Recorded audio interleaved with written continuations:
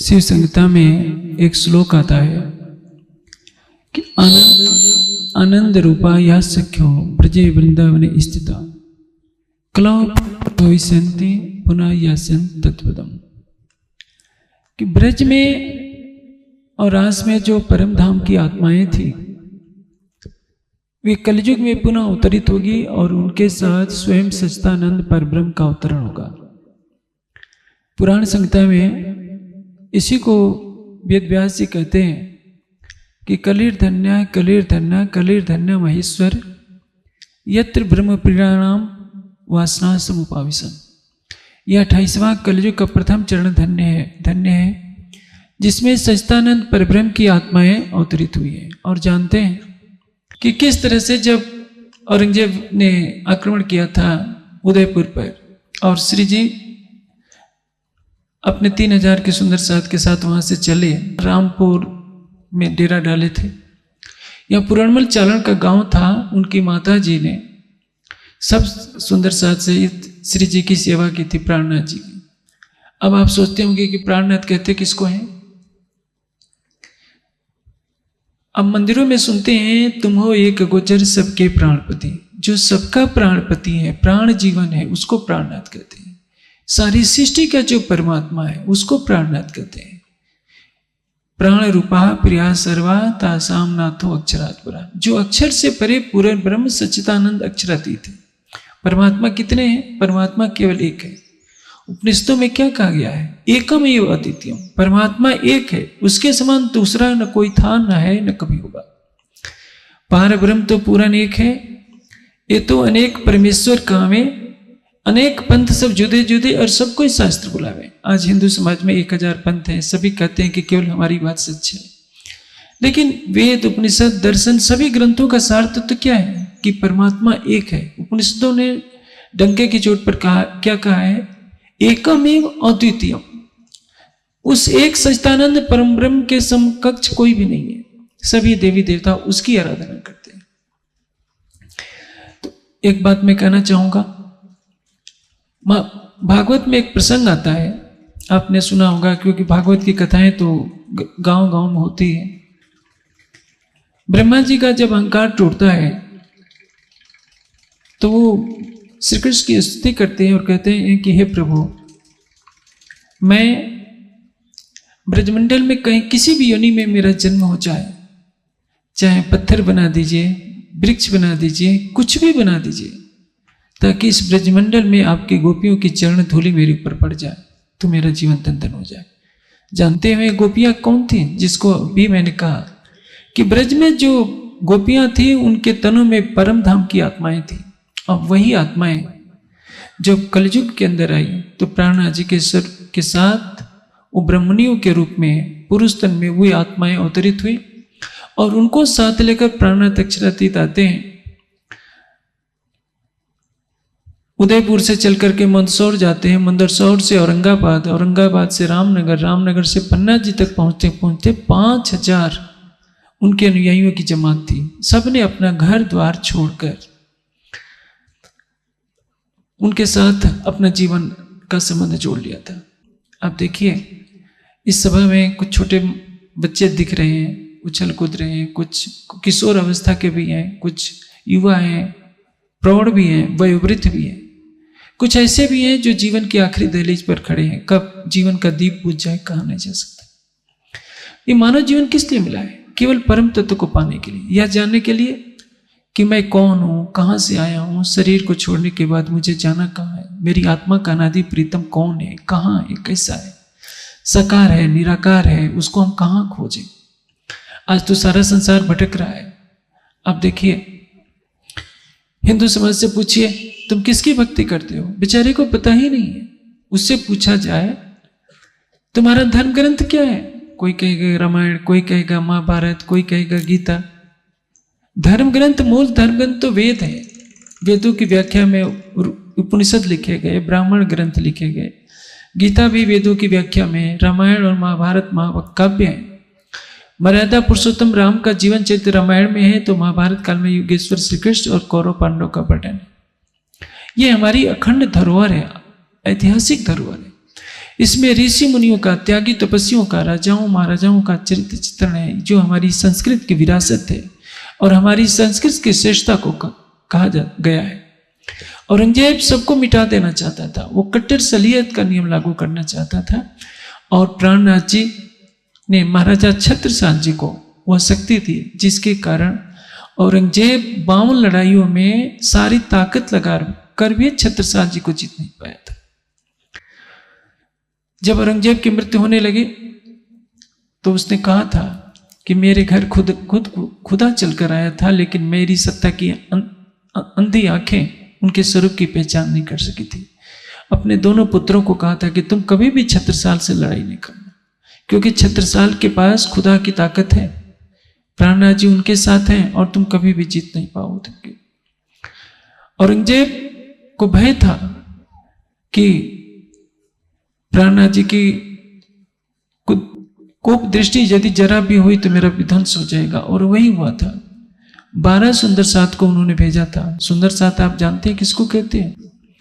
जो प्राणनाथ जी के दर्शाए हुए मार्ग पर चले वह सुंदर साथ कहलाता है, जो उनके सत्य आदर्शों को, वह ब्रह्मात्मा जो प्राणनाथ जी के निर्देशों का पालन करती है, उन ब्रह्मात्माओं को सुंदर साथ कहते हैं।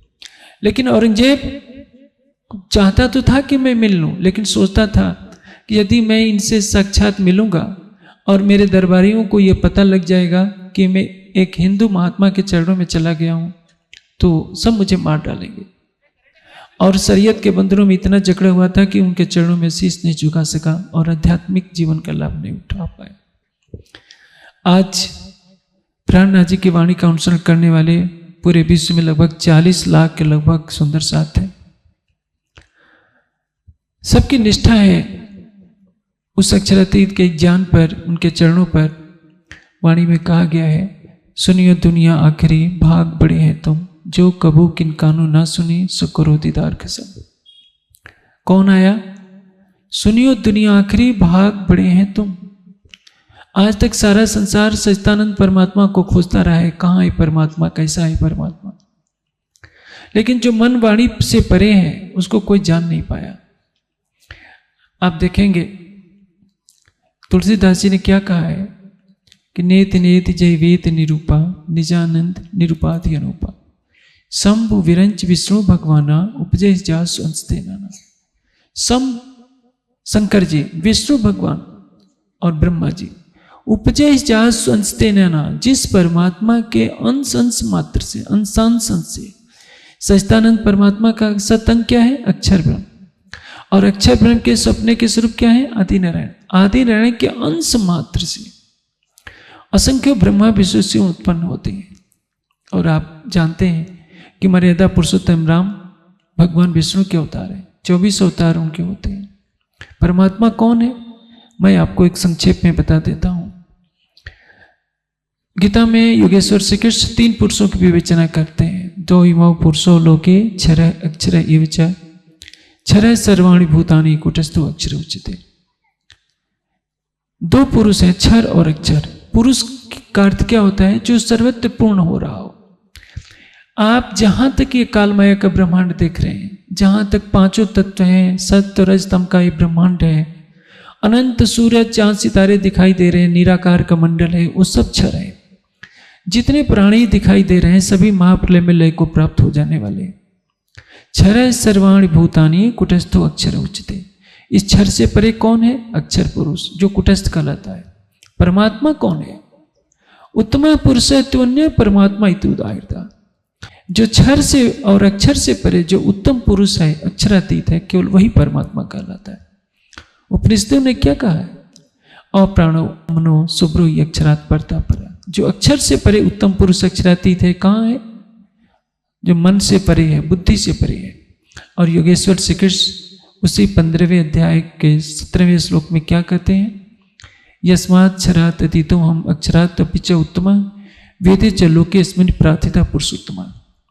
जो क्षर से परे है और अक्षर से परे है वह उत्तम पुरुष है और एकमात्र वही परमात्मा कहलाता है। उसकी प्राप्ति किससे होती है? योगेश्वर श्री कृष्ण कहते हैं, जैसे पतिव्रता अनन्य भाव से अपने पति से प्रेम करती है, पुरुष से परा पार्थ, भक्त्या लभ्यस्तु अनन्या। हे अर्जुन, जिस तरह से पतिव्रता का केवल एक ही पति होते आया है, वो अनन्य भाव से केवल उसी को मानती है। वो देवर से भी स्नेह रखेगी, जेठ से भी रखेगी, ससुर सास का भी सम्मान करेगी, पड़ोसियों को भी अच्छे व्यवहार से संभालेगी। लेकिन उसके हृदय का पहला प्रेम किसके लिए होता है? केवल अपने पति के लिए होता है।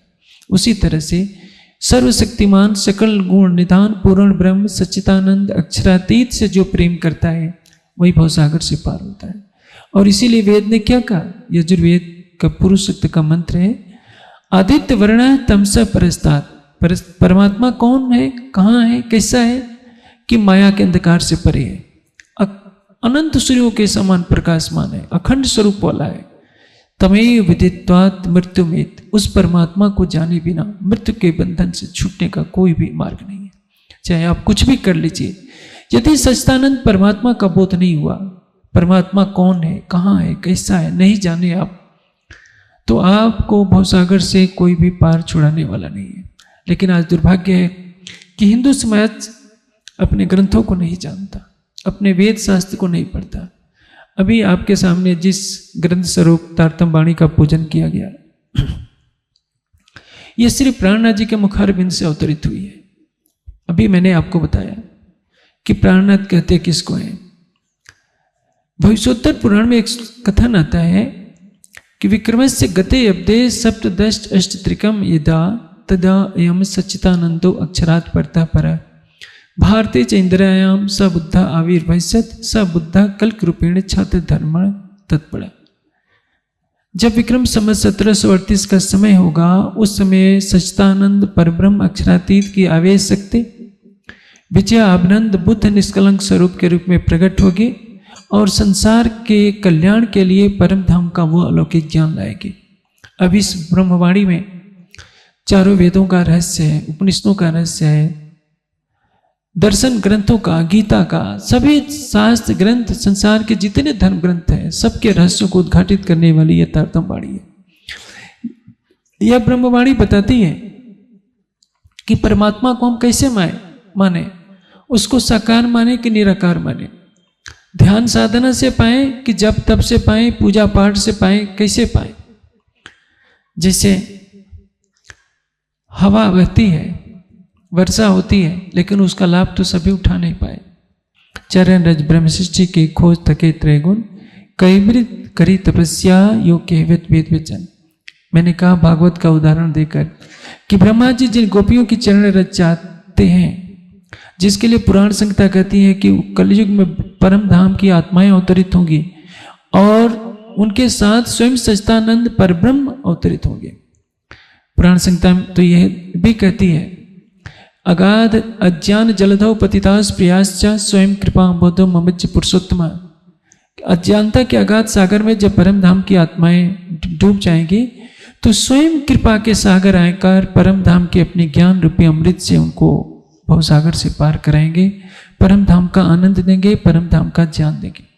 आप देखेंगे नानक देव जी जहां जहां भी गए, एक बेर के नीचे बैठ गए तो सिखों ने वहां भी एक ये गुरुद्वारा बना दिया कि हमारे गुरु नानक देव जी यहाँ आकर के बैठे थे। जहां जहां गए हैं वहां वहां उन्होंने स्थान बना दिया।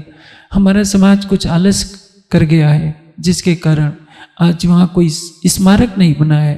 इसी उद्देश्य से हमारी प्रेरणा है, हमारा मुख्य तो लक्ष्य यही रहेगा कि कुछ ज्ञान की यहाँ धारा प्रवाहित हो। देखिए, यदि ज्ञान से जो समाज शून्य हो जाता है वो नष्ट हो जाता है।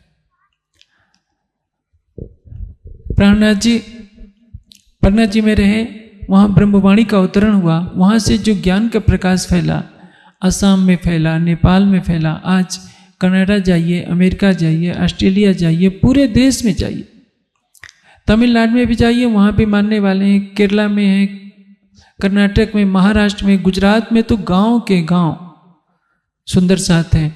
अभी मैं वहाँ से शिविर करके आया, किसी कार्यक्रम में 3000 की संख्या, किसी में 4000, किसी में 5000।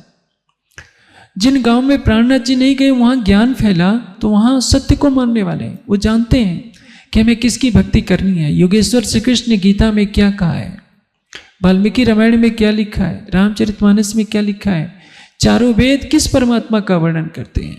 उपनिषदों में क्या लिखा है? 6 दर्शन शास्त्र क्या कहते हैं?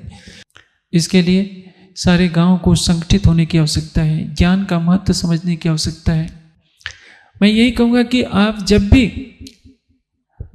आदेश देंगे, आग्रह करेंगे, हमारे सुंदर साथ आएंगे, मैं भी आऊँगा, यहाँ ज्ञान की चर्चा हो, सभी को यह समझना होगा कि हमारे मानव जीवन की सार्थकता क्या है। कई देव दानव हो गए, कई तीर्थंकर अवतार, किन सुपने ना श्रवणों सुमित इत मिल्या। कौन आया प्राणनाथ जी के रूप में? कई देव दानव हो गए, संसार में बड़े बड़े देवता हुए हैं, बड़े बड़े असुर हुए हैं। रावण के बारे में ही आप जानते हैं कि रावण ने मृत्यु को भी बस में कर लिया था। कितने शक्तिशाली चक्रवर्ती राजा हो गए, लेकिन आज उनको दुनिया में कोई नहीं पूछता। मानव जीवन की सार्थकता क्या है? आप कितना भी धन कमा लें, धन तो आपके साथ कुछ नहीं जाएगा। अभी मैं औरंगजेब का प्रसंग बता रहा था। औरंगजेब जब मरने लगा तो पश्चाताप करने लगा कि जिस सिंहासन को पाने के लिए मैंने अपने भाइयों की हत्या करवाई, अपने पिता को विषैले तेल से मालिश करके मरवा डाला, न जाने मैंने कितने निर्दोष राजाओं को, कितनों सूफी फकीरों को फांसी पर चढ़ा दिया। आज मैं उस तख्ते ताऊस को छोड़ करके जा रहा हूं। मृत्यु के समय उसके पास कोई भी नहीं था सिवा आंसुओं के सिवा। जीवन पानी के बुलबुले के समान है। जैसे पानी में बुलबुला उगता है और डूब जाया करता है, उसी तरह से संसार भी नश्वर है। ये मानव तन, इसकी कोई कीमत नहीं है और इससे बड़ा कीमती भी बस कोई नहीं है, क्योंकि इसी मानव तन से सच्चिदानंद परब्रह्म का साक्षात्कार होता है। इसी मानव तन से आप जान सकते हैं कि हम कौन हैं, आए कहाँ से हैं। शरीर और संसार को छोड़ने के पश्चात हमें जाना कहाँ है, हमारी आत्मा का अनादि प्रियतम कौन है। नहीं तो आप देखिए, जब हम तो 11 बजे आ गए थे, यहाँ किसी का भी पता नहीं था। पता चला कि काम है लोगों को। अरे भाई, काम आज कितना कमा लेते आप? मेरी मेरी करते दुनी जाते, बोझ ब्रह्मांड सिर लेवे, पाँव पलक का नहीं भरोसा, तो भी सिर सर्जन को न देवे। पता नहीं एक पल में क्या हो जाए। हर कोई चिंतित होता है कि सारे घर का बोझ मेरे ऊपर है, मुझे इतना धन कमा कर देना, नहीं तो किसी का काम चलेगा, मैं ये कमा लूँ, मैं ये कमा लूँ। गांव वालों को कोई शहर का तो डर रहता है कि चलो आज नौकरी पर नहीं जाएंगे तो नौकरी से हटा दिया जाएगा। गांव वालों को तो खेती करनी होती है, उनको कोई घर से निकाल नहीं देगा। लेकिन आपको जरूर मैं कहूँगा, बात याद रखिए, समय का चक्र चलता रहता है। आपने यदि सही समय पर आध्यात्मिक ज्ञान को प्राप्त नहीं किया, सच्चिदानंद परमात्मा की भक्ति नहीं की, तो सोचिए आपके साथ क्या जाएगा। आप मान लीजिए कि 10 करोड़ रुपए कमा लीजिए, आप कमा लिए, 10 अरब कमा लीजिए, उसमें से क्या 1 रुपया भी मरने पर आप ले जाएंगे अपने साथ? औरंगजेब की मैंने बात बताई, औरंगजेब भी यही रोता रहा कि जिस तख्त ताऊस पर बैठने के लिए मैंने अपने सगे भाइयों की हत्या कराई, उस तख्त ताऊस को तो मैं छोड़कर जा रहा हूँ और अपने सिर पर पापों की गठरी लेकर जा रहा हूँ। न जाने कितने निर्दोष लोगों की मैंने गर्दनें कटवा दी है। ये मानव जीवन क्यों मिला है? केवल सच्चिदानंद परमात्मा को पाने के लिए, जानने के लिए। और आपका सौभाग्य है कि इस समय जीवन में 4 पदार्थ सबसे अनमोल है। वृथा का निगमोरी पामी पदार्थ 4, उत्तम मानखे खंड भरतनो अने श्रेष्ठ कुली सिरदार। 28वां कलयुग, जिसके लिए मैंने अभी आपको बताया कि 28वें कलयुग के ये प्रथम चरण में सच्चिदानंद परब्रह्म की आत्माओं का, ब्रह्मनियों का प्रकटन होना है। मानव तन दुर्लभ है, 28वां कलयुग दुर्लभ है और इसमें परम धाम का ज्ञान प्राप्त होना दुर्लभ है और सच्चिदानंद परब्रह्म की पहचान होनी दुर्लभ है। ये जिसको मिल गई, सच्चिदानंद परमात्मा कहाँ है, कैसा है, उसको हम कैसे पाएं? इस मानव योनि से में हम सच्चिदानंद परमात्मा का साक्षात दर्शन कैसे कर सकें?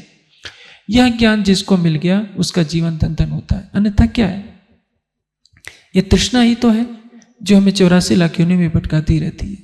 और मनुष्य बूढ़ा हो जाता है, लेकिन उसकी तृष्णा कभी बूढ़ी नहीं होती। तृष्णा न जीर्णा वयमेव जीर्णा। हम बूढ़े हो जाते हैं, तृष्णा हमारा पीछे करती रहती है और यही तृष्णा हमें 84 लाख योनि में भटकाती रहती है। यदि आप सच्चिदानंद परमात्मा से प्रेम करते हैं तो आपको सत्संग का प्रेमी होना पड़ेगा, सच्चिदानंद परब्रह्म से प्रेम करना पड़ेगा आपको। देखिए, अभी मैंने कहा आपको कि मानव जीवन की सार्थकता किस में है?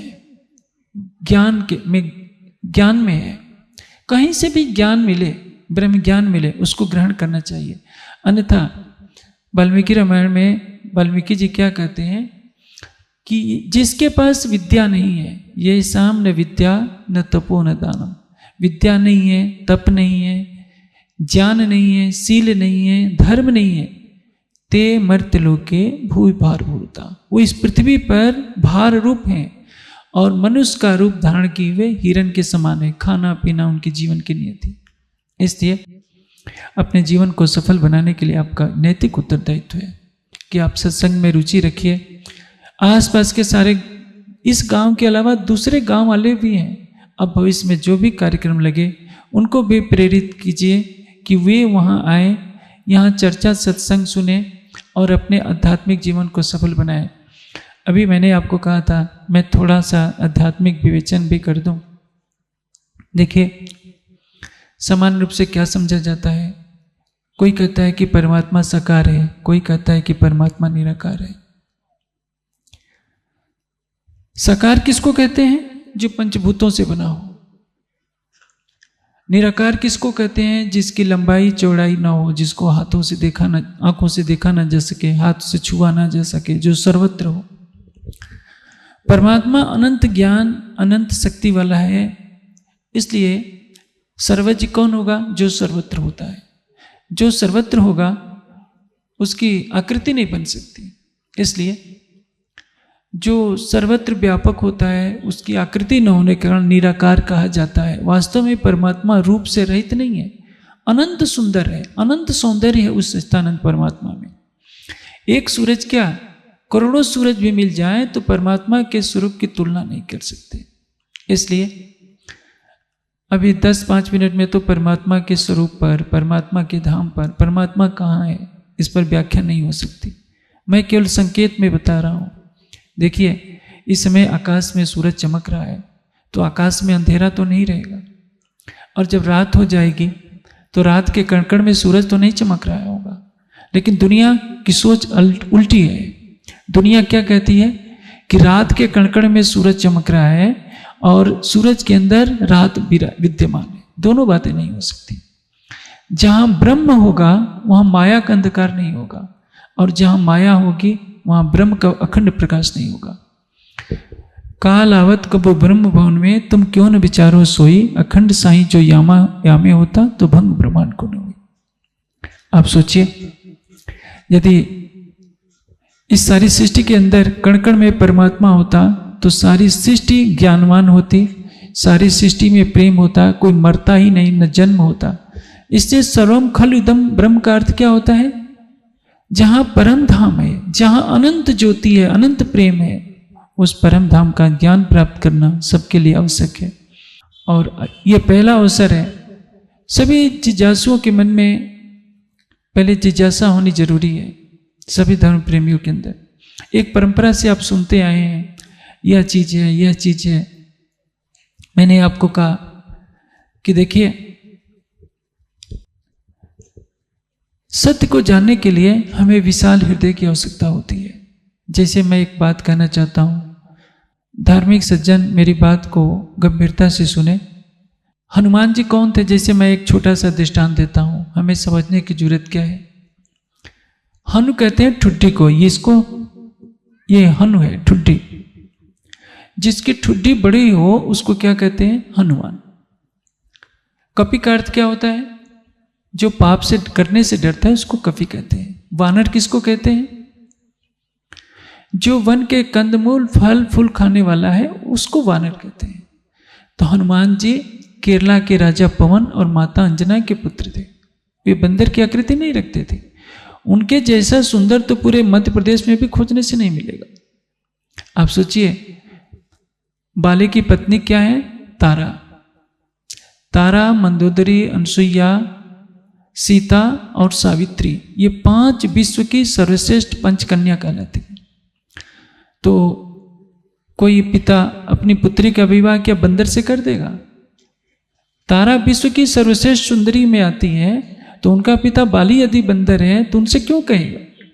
ये वानर नाम की एक छत्री है। जैसे राजपूत लोग अपने नाम के आगे सिंह लगते हैं, उसी तरह से उस समय के नर्मदा से लेकर केरला तक जो क्षत्रियों का एक समाज था, वो अपने को वानर कहता था। कवि कहता था कि हम पाप करने से डरते हैं, बुरे कर्म नहीं करते, और हम शाकाहार करते हैं, इसलिए हम वानर कहलाते हैं, कवि कहलाते हैं। इसका उल्टा अर्थ लेकर के सबने मान लिया कि हनुमान जी बंदर थे। हनुमान जी इतने वेद के विद्वान थे, व्याकरण के विद्वान थे।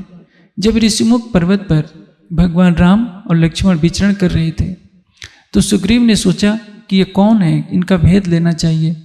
हनुमान जी को भेजते हैं सुग्रीव। सुग्रीव ब्राह्मण का भेष धारण करके आकर राम से बातें करते हैं।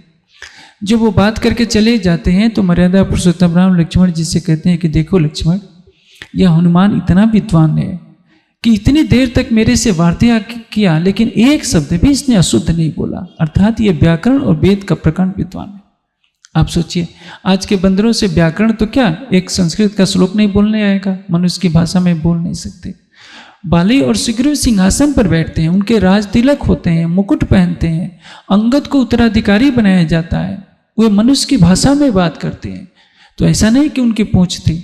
इसी तरह से जटायु गिद्ध नहीं थे, जामवंत वृक्ष नहीं थे, ये मानव जाति के बड़े बड़े महापुरुष थे। जामवंत स्वाध्याय में लगे रहते थे, ध्यान में लगे रहते थे, और जटायु गिद्ध न होकर दशरथ के मित्र थे।